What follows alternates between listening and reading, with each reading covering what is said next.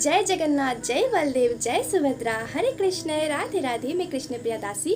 तो ये जगन्नाथ जी के रथ यात्रा के ऊपर स्पेशल वीडियो है, पार्ट 2 वाला। पार्ट 1 वीडियो आपने नहीं देखा तो लिंक डिस्क्रिप्शन बॉक्स में है, देखिए। उसमें हमने डिस्कस किया था कि जगन्नाथ जी का जो प्यारा सा रूप है, बड़ी बड़ी आँखें हैं, वो किस लिए है, राधा रानी के लिए है, तो वो कैसे है, ज़रूर देखना वीडियो, लिंक डिस्क्रिप्शन बॉक्स में है। तो आज के वीडियो में हम डिस्कस करेंगे कि रथ यात्रा क्यों मनाई जाती है, क्यों वो अपने मंदिर से निकलकर गुंडीचा मंदिर में जाते हैं।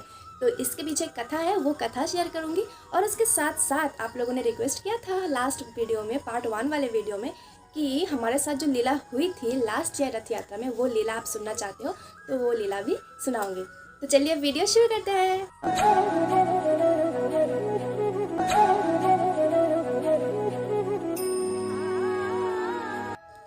हर साल धूमधाम से ये रथ यात्रा क्यों मनाई जाती है, तो इसके पीछे की जो कथा है, तो हम डायरेक्ट कथा में जाते हैं। तो कथा ऐसी है, द्वापर युग में जब श्री कृष्ण कुरुक्षेत्र में गए थे, तब जो ब्रजवासी है, जो गोपियाँ है, जो नंद बाबा, यशोदा मैया, स्वयं राधा रानी, वो सब भी कुरुक्षेत्र में श्री कृष्ण के मिलने की, मतलब इतना समय हो गया, श्री कृष्ण चले गए थे, मथुरा चले गए थे वृंदावन से, तो वो मिल नहीं पाए थे। इसलिए जब उन्होंने सुना कि कुरुक्षेत्र में श्री कृष्ण आए हैं, तो सब चल पड़े उनसे मिलने के लिए। तो जब सभी लोग वहाँ पे गए, सबसे पहले यशोदा मैया और नंद बाबा मिले श्री कृष्ण से। और जब वो मिले, जब उन्होंने इतने सालों के बाद श्री कृष्ण को देखा अपनी आंखों के सामने, तो वो कुछ बोल ही नहीं पाए, बस अपनी आंखों से उनके झरझर अश्रु बहने लगे। और श्री कृष्ण भी उनसे मिले, उनको प्रणाम किया और उनको आलिंगन किया। उसके बाद श्री कृष्ण मिले अपने सखाओं से, अपनी गोपियों से, राधा रानी से। तो जब वो मिले वहाँ पर, तब जो सारी गोपियाँ हैं, जो सखाए हैं, गोप है, उनको ऐसा लगा कि ये कृष्ण कुछ अलग है, क्योंकि ये जो कृष्ण है ये तो द्वारकाधीश है, ये हमारे वो वृंदावन वाला कृष्ण नहीं है। जो वृंदावन वाला कृष्ण था वो तो एक गोप था, और ये वाला कृष्ण तो राजा है। तो इसलिए वो मिले कृष्ण के साथ बहुत सालों बाद, तो उनको ऑफकोर्स बहुत अच्छा लगा, मन आनंदित हुआ। लेकिन वो वाला जो कृष्ण था, उसके जैसा ये वाला कृष्ण नहीं था, क्योंकि इस कृष्ण के साथ आसपास बहुत सारे बॉडीगार्ड्स थे, जो रक्षक कहते हैं, वो थे, सेना बाहिनी बहुत थे। तो इसलिए वो ज़्यादा टाइम कृष्ण के साथ मिल भी नहीं पाए थे। तो वहाँ पे राधा रानी जब पहली बार कृष्ण से मिले, तो ऑफकोर्स वो तो कुछ कह ही नहीं पाए, एकदम चुप, कृष्ण भी चुप, राधा रानी भी चुप।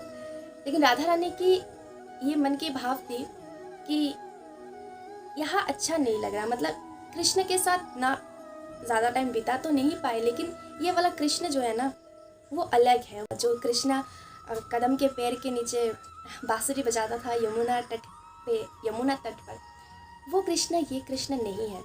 तो वहाँ पर वृंदावन में जो आनंद आता था, जो भाव आता था, जो कृष्ण के साथ, वो कुरुक्षेत्र में नहीं था। तो राधा रानी कहती है कि मेरा मन वृंदावन है, इसलिए राधा रानी का जो हृदय है वो वृंदावन को माना जाता है। तो राधा रानी कहीं भी जाए, उनका मन वृंदावन में ही सिर्फ लगता है, मतलब कुरुक्षेत्र में उनको अच्छा नहीं लग रहा था, उनको वृंदावन ही वापस जाना था। तो सारी गोपियाँ और राधा रानी, उन्होंने सारे गोपियों ने क्या किया कि कृष्ण को बोला कि चलो तुम हमारे साथ चलो, वृंदावन चलो, ऐसे खींच रहे थे कृष्ण को। तो ये जो सिचुएशन है कि कृष्ण को अपने द्वारका से, कुरुक्षेत्र से वृंदावन ले जाना, ये एक जो भाव हुआ था, उसी के ऊपर रथ यात्रा शुरू होती है। गुंडीचा जो मंदिर है, जहाँ जगन्नाथ रथ यात्रा गुंडीचा मंदिर में जाते हैं, तो गुंडीचा मंदिर को वृंदावन का स्वरूप माना जाता है। तो इसीलिए जो भक्त ये भाव लेकर रथ यात्रा में जाते हैं कि हम अपने प्रभु को, अपने श्री कृष्ण को, जगन्नाथ स्वामी को उनके वृंदावन ले जा रहे हैं, तो उन पर जगन्नाथ स्वामी की बहुत बहुत कृपा होती है। वैसे और भी कथाएं हैं रथ यात्रा की। ऐसा माना जाता है कि जगन्नाथ जी की मासी का घर है, गुंडीचा देवी की जो मंदिर है वहाँ, तो वो मासी के घर जाते हैं, ये भी माना जाता है। तो इस साल रथ यात्रा कब है? 20 जून को है। और उल्टा रथ भी होता है, मतलब जगन्नाथ जी, सुभद्रा देवी और हमारे बलदेव दाऊ तीनों जाते हैं गुंडीचा मंदिर में, वहाँ 7 दिन रहते हैं और फिर उल्टा रथ होता है। तो इस बार उल्टा रथ है 28 जून को। हमारे शास्त्र में वर्णन है कि रथ यात्रा के दौरान जब रथ में हमारे जगन्नाथ जी होते हैं, वो वाला दर्शन जो करते हैं, उनको और इस पृथ्वी में वापस आना नहीं पड़ता, मतलब वो जन्म और मृत्यु इस चक्र से मुक्त हो जाते हैं। तो इसका मतलब ये नहीं कि आपने दर्शन कर लिया और फिर आप बुरे कर्म कर रहे हो, ऐसा नहीं होता है। आपने दर्शन करिए, आपके मन में भक्ति भाव होना चाहिए, समर्पण होनी चाहिए और अच्छे कर्मों में रहिए, भक्ति करिए, तो ही आपकी मुक्ति होगी। ऐसा नहीं कि बुरा कर्म कर लो तो मुक्ति हो जाएगी। तो अभी मैं अपनी स्टोरी बताती हूँ। लास्ट ईयर रथ यात्रा में मेरे साथ क्या लीला हुई थी वो थोड़ा सा शेयर करती हूँ। तो लास्ट ईयर रथ यात्रा में मैं और मेरे दो सखिया हम तीनों गए थे, गुवाहाटी सिटी में गए थे। तो उसमें ओवरब्रिज होता है, तो ओवरब्रिज से होकर रथ जा रही थी, तो हम भी जा रहे थे रथ के पीछे पीछे। तो ओवरब्रिज में ना छोटा छोटा होल रहता है, तो उस होल में मेरी सखी के पैर घुस गई। पहले सखी बोलो दीदी बोलो, मैं दीदी बोलती हूँ मैं उनको। तो उनकी पैर फंस गई वहाँ पे, तो मैंने उनको पकड़ के खींच के उनको बाहर निकाला।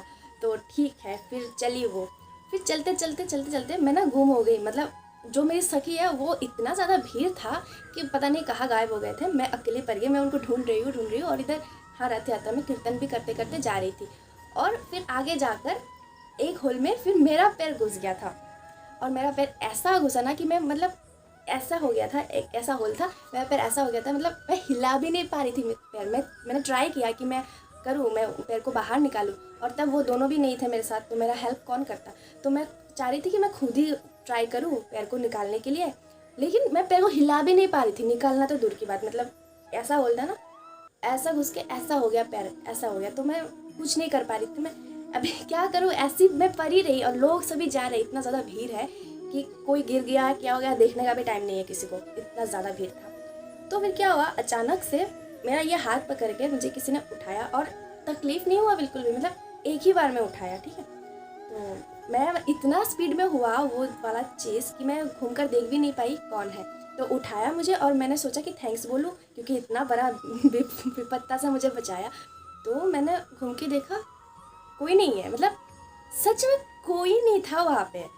मैं देख रही हूँ जैसे सारे लोग पहले भी सभी लोग कीर्तन करके जा रहे थे, तब भी सभी लोग कीर्तन ही करके जा रहे थे। अगर कोई वहाँ पे होता और मुझे अगर कोई उठाता ऐसे, तो रुकता वो इंसान है ना, कब मुझे तो पूछता है कि तुम ठीक हो या फिर पैर में चोट तो नहीं लगा, कुछ तो पूछता अगर कोई इंसान होता या फिर कोई होता।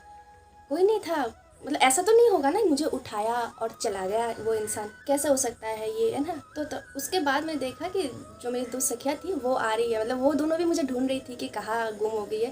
तो फिर वो दोनों आ रहे, तू भी गिर गई, मैं बोला हाँ यार मैं भी गिर गई, पर मुझे पता नहीं मुझे किसने उठाया। तो क्या बोलो, ये जगन्नाथ जी ही थे पता नहीं, लेकिन मेरे भाव तो यही कहते हैं कि वही थे ऑफकोर्स, क्योंकि अगर कोई इंसान होता तो रुकता ना, पूछता मुझे कि क्या हुआ, कुछ हुआ तो नहीं, लेकिन बस और इतना स्पीड में हुआ वो चीज़, मैं घूमकर देख भी नहीं पाई, बस इस हाथ में पकड़कर उठाया और वो इंसान या फिर आई डोंट नो गायब।